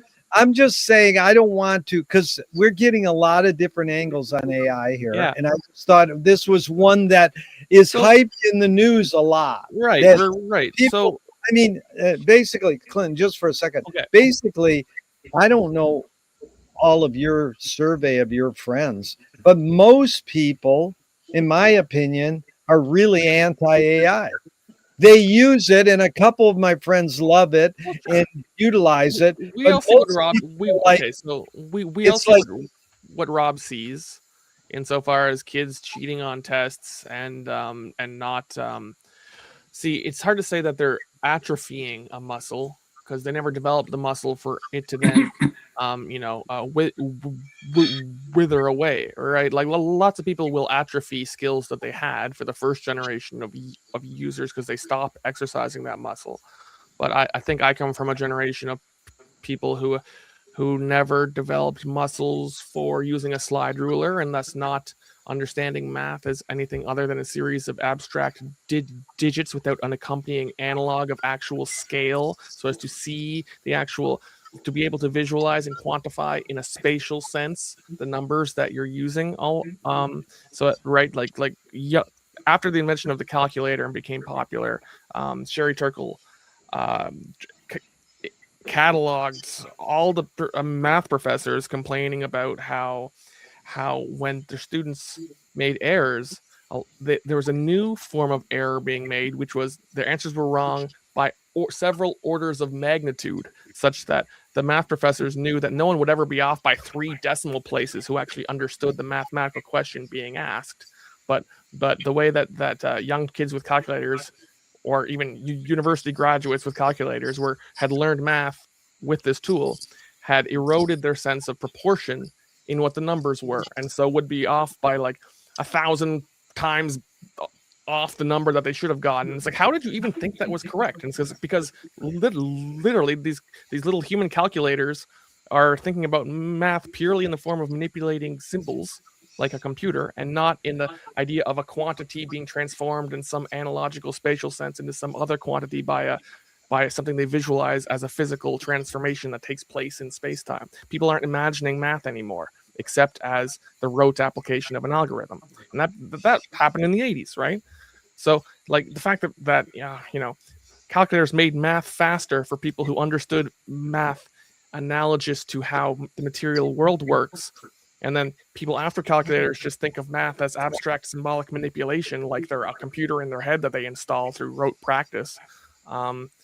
That's what's presaging everything following there, which is my generation itself. I think of stories not as stories that took place in history, which were then condensed into myths. I think of the infinite number of TV shows and movies I grew up with, and the Marvel universe versus the DC universe versus Star Trek versus Star Wars versus all the fictional universes. And stories are an abstract substance of interchangeable archetypal characters that exist in a world on the other side of a piece of glass, or inside an author's imagination. 100 years ago, there was only J.R.R. Tolkien doing world building, where he made a whole world with a made-up language and a whole different races of things that never existed before. Now, every 13-year-old does that as a course of practice before their first Dungeons and Dragons campaign. Stories themselves have been decoupled from the lives of people walking around, right, autobiographically narrating for themselves a story about which, as Bill, you were talking about, to have a coherent ego identity that lives throughout time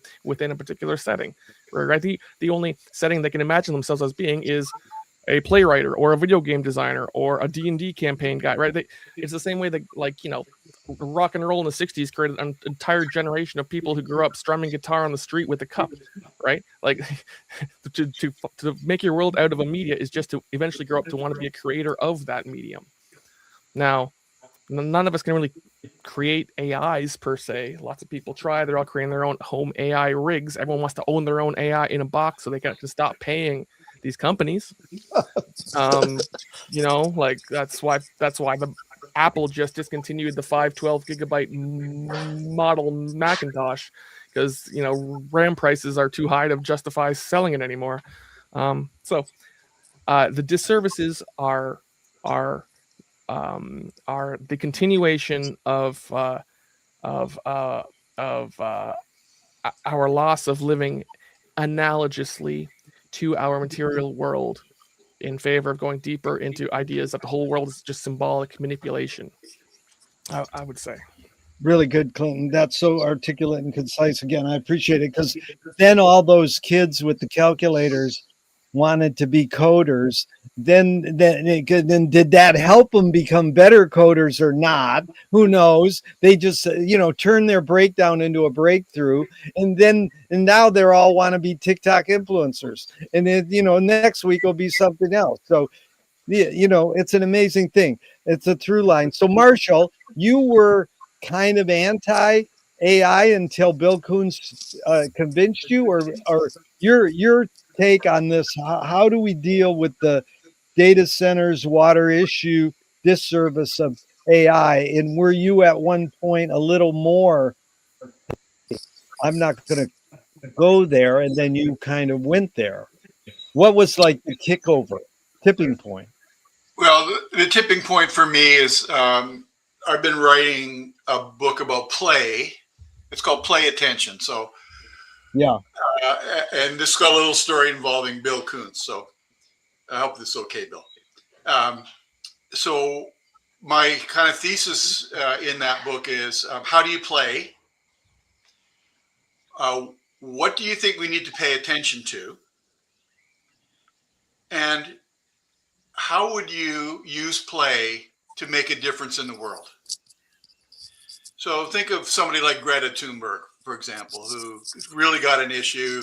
She's a really natural public speaker, for example. She can really get people on her team, right? So there's a good illustration of what I'm talking about. So the idea of playing the trickster character archetype that Jung wrote quite a bit about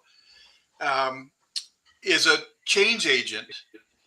And what's amazing about the trickster is that it's pan-cultural. It's like there's tricksters on all these different cultures, and they all have similarities of characteristics. And it's amazing that all these different cultures came up with the archetype. Well, one of the things that I learned from reading neuroscience is that where play and where paying attention happens in the brain there's a lot of overlap. So playing and paying attention are adjacent activities, and I think there's a lot to be learned from seeing how people play, what they're playing for. And instead of always just talking about work and what work can accomplish, let's look at what play will do. And the trickster is someone who can disrupt the culture, but in the service of making that culture sustainable. And I see Clinton's rolling his eyes there, so okay. We can have a conversation, but I'm going to come back. I'm going to tie this together with Bill's idea of the wilderness of resemblances. Now, he's been writing about this for a while, and we've been talking about it a little bit. And I think it's a really powerful image that one of the current memes around is about doppelgangers. Naomi Klein's book, and there's this person that's a lot like me, and I'm getting confused about my identity, where it is. I think there's going to be a lot of talk about doppelgangers because there are resemblances out there, and we're going to encounter them, and we're going to encounter the resemblances in the AI we use, and how we use it, and how we make friends with it, and how we play with it. And I would just like to suggest at this point that I'd like to revise Bill's phrase, wilderness of resemblances, and let's call it a celebration of resemblances. Maybe like what we could see in our culture is not a train wreck, like Cory Doctorow says, the shitification of media. And what we might see is, wait a second, this new generation that we've been trying to figure out how to keep in universities, maybe they're going to find ways of celebrating resemblances. Yeah. Maybe that's going to be a really big trend, and differences are going to be passé.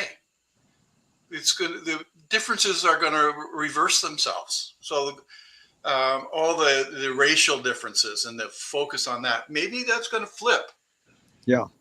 And so I'm kind of looking for a flippage in a way. And I'll give you one other example that I learned from is a friend of mine got me involved in trading on the US market. So I got a trading program and was investing, buying stocks and losing money. and he showed me how to read all the charts and Fibonacci numbers and so on. But then after I was doing it for probably a year with mixed results, I realized that I'm playing against computers, and they're fast. I'm playing against AI, and they know way more about the market than I do, and they can act really quickly. They can buy and sell in a matter of seconds. And here I am plodding along with my own weak and analytical tools. So I finally just stopped doing it. I was being outplayed. But there's also the flip side of that. I want to kind of engage Bill's imagination here and say, what if it's not a wilderness of resemblances, but it's a celebration of resemblances? I like that. And we can reframe it.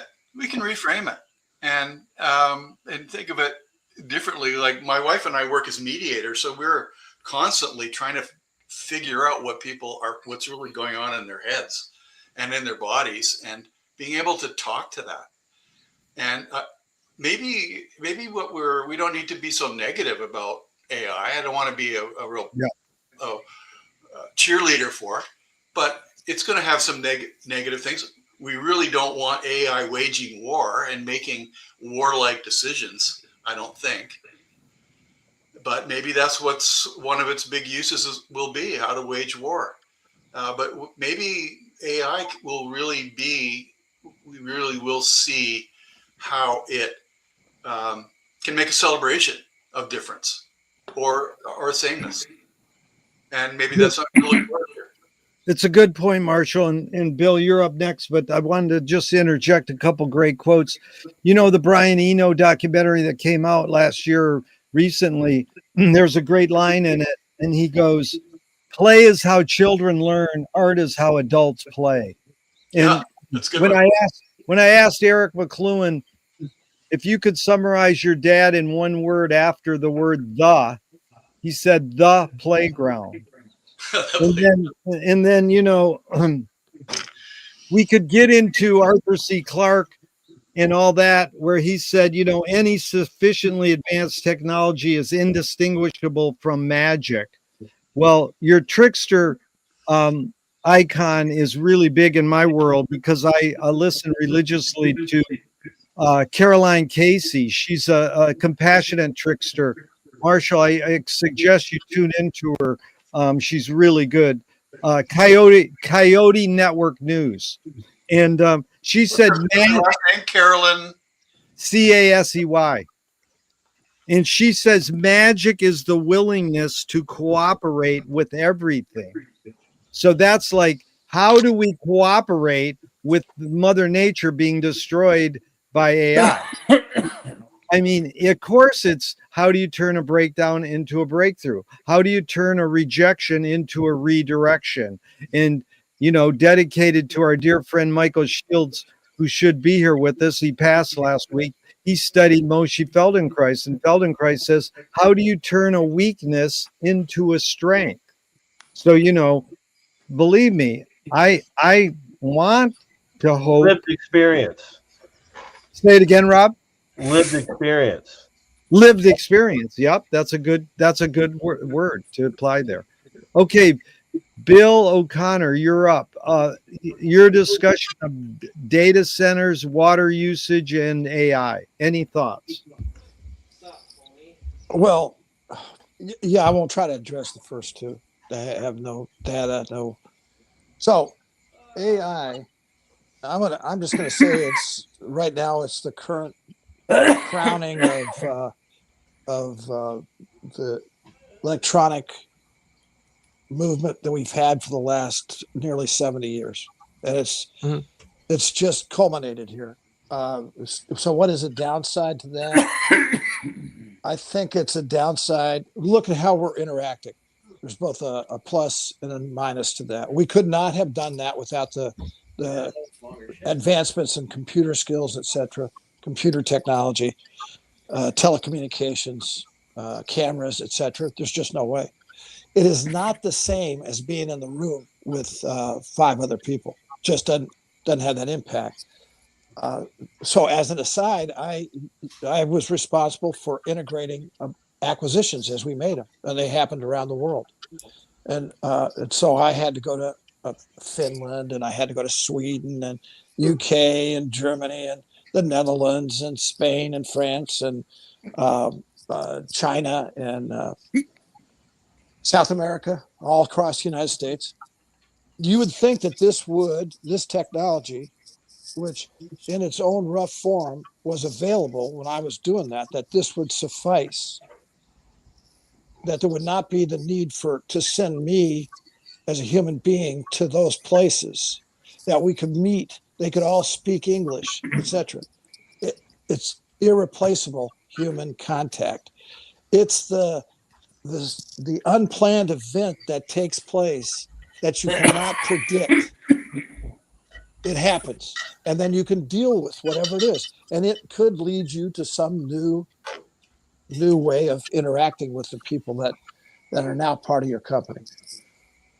So you have to have this kind of technology. I think it changes the way people interact. It changes the way people think. It right now English is the lingua franca. So what a leg up we have, right? Maybe in 20 years it's going to be Chinese.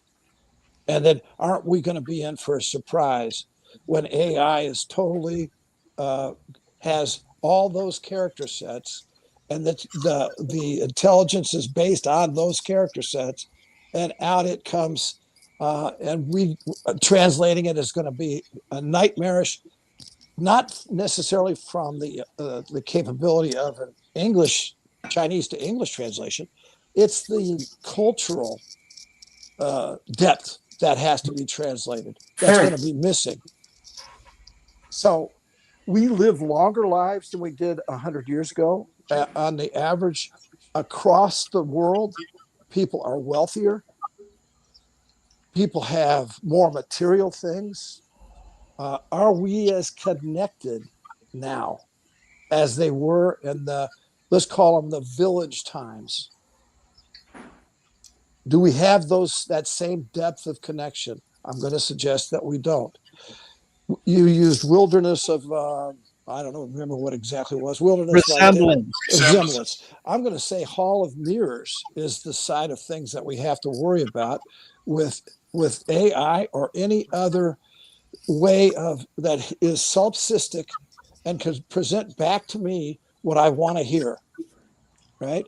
So you guys, some of you are professors, and one of the biggest problems you have is AI generated product. You're trying to teach people how to think, and how do you see that come back to you? And that is very difficult. I mean, it would be difficult with encyclopedias, right? If all I'm doing is just going to an encyclopedia and repeating stuff that's in the encyclopedia. But when you'd say a gym analogy, which I loved, doing the heavy lifting of the book, opening the book, it's a visceral thing that takes place to actually try to learn that visceral. So some of the visceral nature of research is missing now. Going to a library, a university library. I still remember a paper I had to write. I had to borrow stuff from Purdue University, and I had to go up to that library and look in the papers they had in order. I still remember the feeling of what was taking place, tangible, visceral feelings. That's gone. So, is that bad? Is it? Are we in the Socrates did not like writing phase because memory was going to be destroyed? Yes, part of our memory is going to go. Our brains are going to use it for other things. We don't need to remember that stuff. I could just take my phone and I can look up that author. You guys were trying to remember that. I forget the name of that author that you couldn't remember before. I could just look it up for you, but I didn't even volunteer. Right. But so you got to remember where you put your phone. It's always with me, Gerry. Yeah. It's no, I had an umbilical cord. So I had an art. Yeah, go ahead. That's the problem with these things, and we're always going to have them now.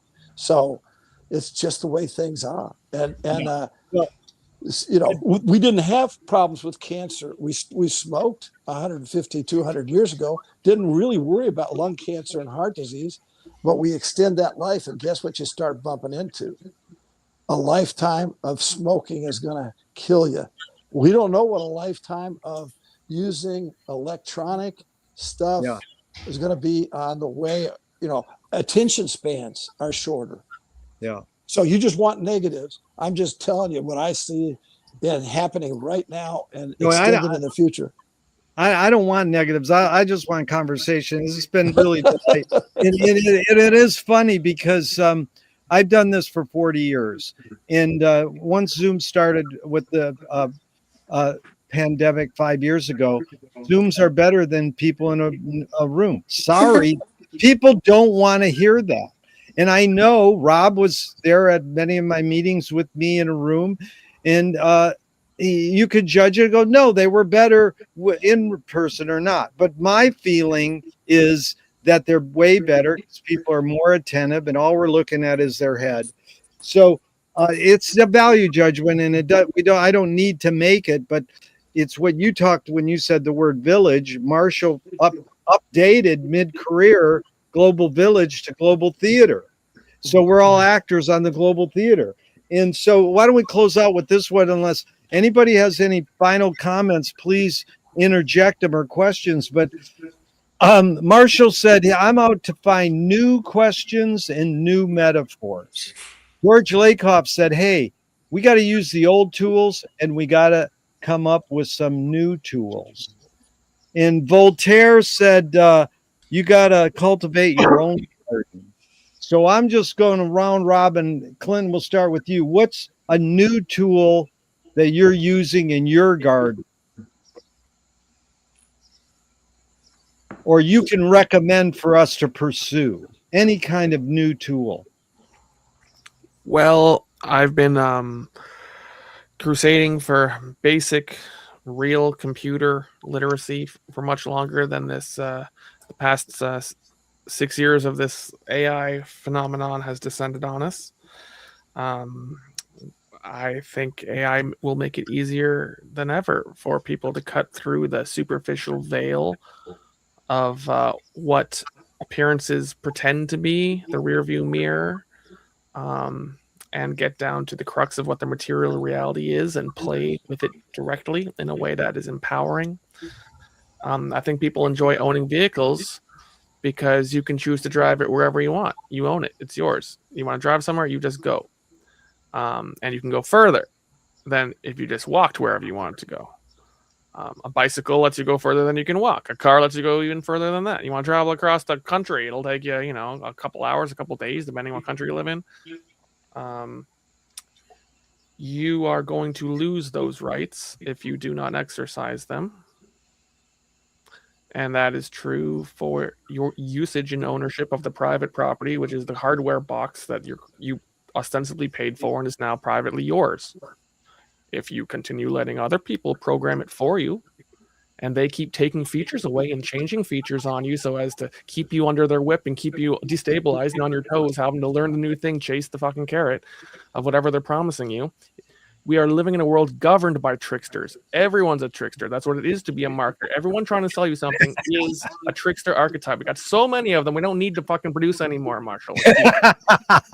I agree with you, Clinton. That was good. And, your new tool is not new. It's called computer literacy. Yeah, and that's what Marshall was teaching, media literacy. And when I learned how to cook, I liberated myself from overpriced restaurants and cheap takeout food and TV dinners. And but I always learn to do for oneself is a liberating act in any domain of life. Is what I'll say. I appreciate it so much because most of us were raised, we could fix a flat on our bike or we could fix our car.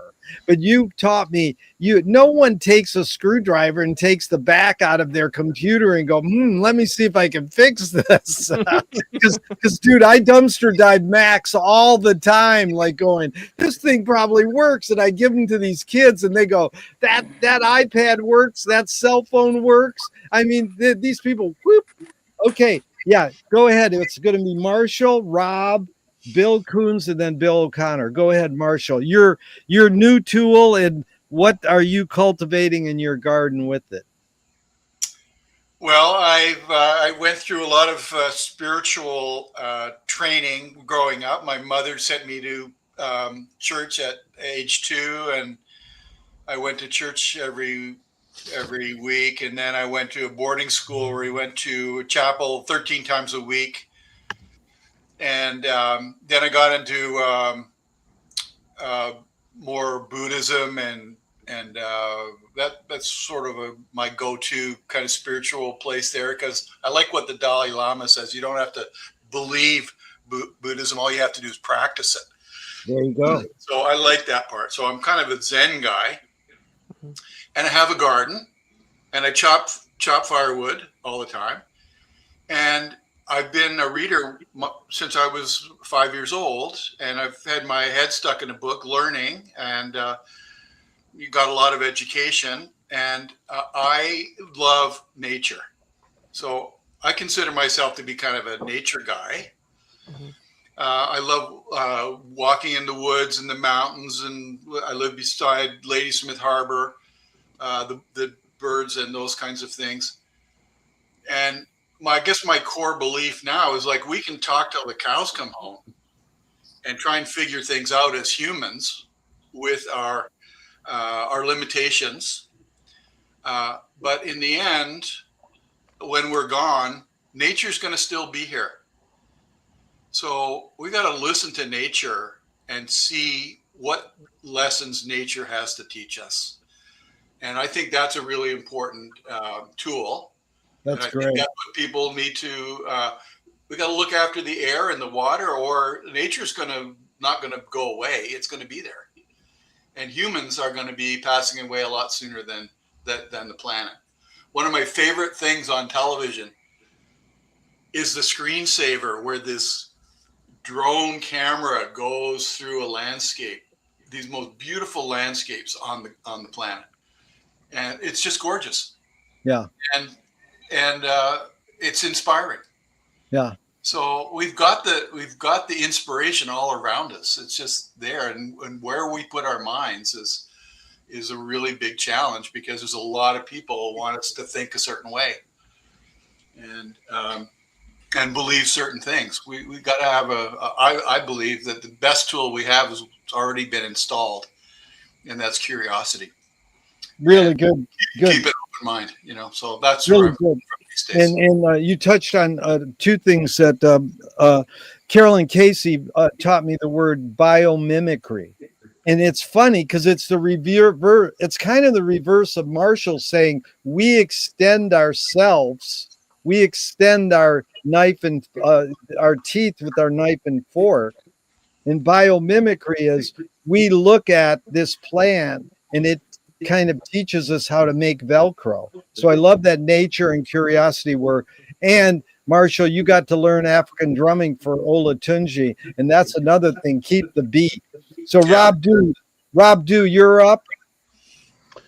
I think that I think this was mentioned earlier. AI is the natural conclusion of the Industrial Revolution. We've been slowly, progressively. You worked on bigger machines. Now you worked on smaller machines.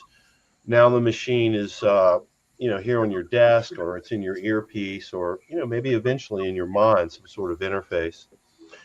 And the ultimate goal here, it's quite obvious, and that is to replace the humans. And I think that the thing that distinguishes AI as a technology, you're often, Gerry, saying, well, this was invented and we adapted. Given the amount of compute power that's necessary, it's hard for humans to own that. That's something that's out there. It comes to you through your window box here, but it's unlikely that a human can create their own personal AI. Okay, you pay a subscription service, and if these things ever get popular, currently they aren't. Not enough people are paying for them.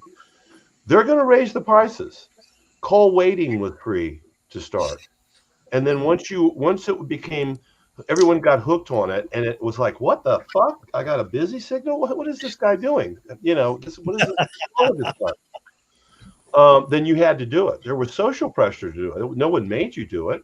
You had to do it. So it's very much in the control of the extremely wealthy. And I think I'll bring in some, other things. I think with what we're seeing that's happening in the world, specifically the Iranian war and the Epstein files, I think we're seeing clear evidence of a breakaway civilization, of a group of very rich individuals that are not at all interested in the needs of the humans writ large. I think they might be looking ahead and saying, wow, what I really want to do is stay in power. And these useless eaters are going to get in the way. We're going to need them less in the future anyway. Compound that with environmental concerns that should be limiting food production and the availability of water. They already are. And I think that we might be dealing with Moloch here. The thing that we must build, we are compelled to build, but we all instinctively know is our own self-destruction. And as a great irony, the first casualty is coding, and maybe data entry. Those jobs seem to really legitimately be going away. There's a lot of evidence that other types of work, the humans are still better, and that the AI is making mistakes. It often does very well in tests and then drifts. But the point is, we're building this, and we're building our own destruction. And we wonder when we look at Mayan temples, well, why did they abandon this? What happened? I mean, it probably was an environmental crisis that we haven't can't quite identify in the archaeological record.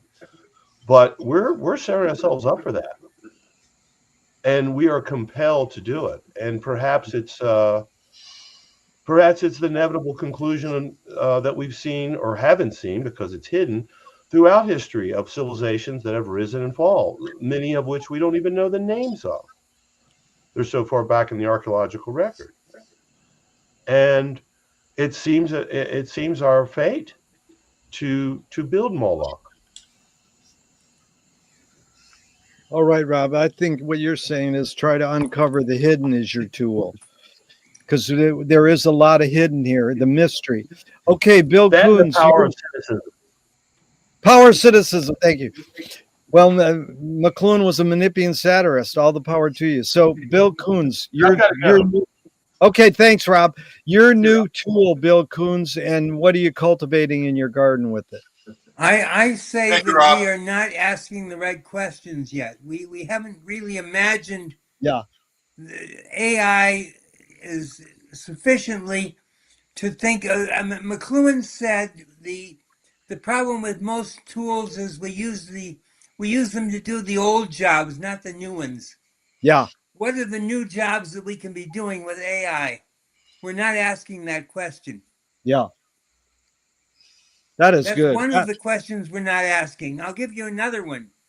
In Scary Smart, Mo Gaudet says that one way of thinking about AI that'll help us keep it on the straight and narrow is if we look on it as a child and its pure innocence, and we treat it with regard to that innocence.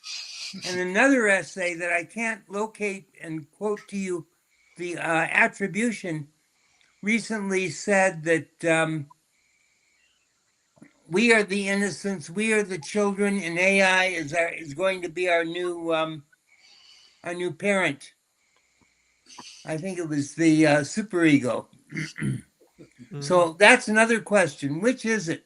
Or is it both? And if it is both, how do we deal with the cognitive dissonance of being children and parents at the same time to the same entity? It's really good, Bill. It's like Eno said, play is how children learn, art is how adults play. Really good. Okay, Bill O'Connor, your new tool suggestion, and what do you cultivate it with in your garden? Well, you guys have touched on some of them. One of them is I try to take an experimental stance to most things, to try to return to equanimity no matter what happens in the experiment. Now that's the ideal stance, but I don't live in that stance. I'm not aware all the time. I'm on unconscious mode, right? And having a playful attitude. My wife and I love to dance. We do lots of different dance forms, and I'm taking banjo lessons because I wanted to play Irish fiddle, but my shoulders are busted, so I can't have a fiddle on my shoulder.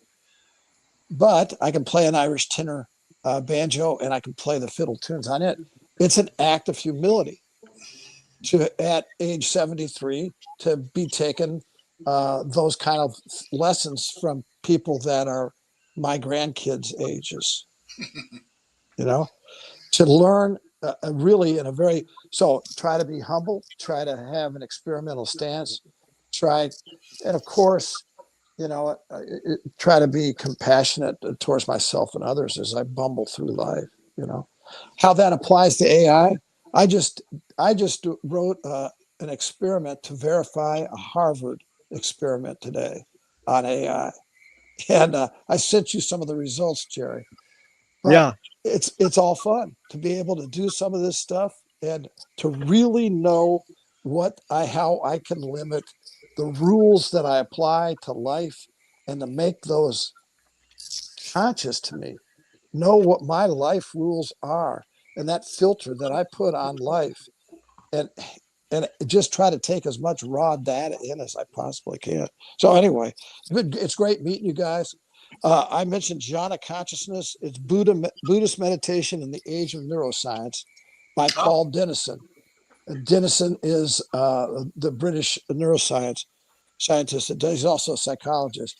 And I'm not in a Zen Buddhist, as you say you are, Marshall, but jhana is the root word of Zen. And it just means absorption and concentration. And so, anyway, you might want to take a look at it because it'll have data that you might like to see. Are you familiar with James Austin, Zen and the Brain? No, I don't study Zen per se. Okay. I'm a Theravada Buddhist, Yeah. Okay. or Yoga Vicara. I study Yoga Vicara and Theravada, but not Zen too much. Yeah. Anyways, it's really been an honor and a pleasure with all you gentlemen. If you want to say any final comments, I'm open to it. Otherwise, we can close out. I've really learned a lot. You're beautiful, and I'm really grateful for all your time and energy here. Thank you, Thanks, Gerry. Gerry. Nice meeting all of you. And good discussion. Very good discussion, guys. Thank you. Yes, it was great. I'll close out with the closing line will be, why did Kubrick, influenced by Marshall, write this line that Hal said in 2001? I'm sorry, Dave. I'm afraid I can't do that. A guardrail. Thank you, everybody.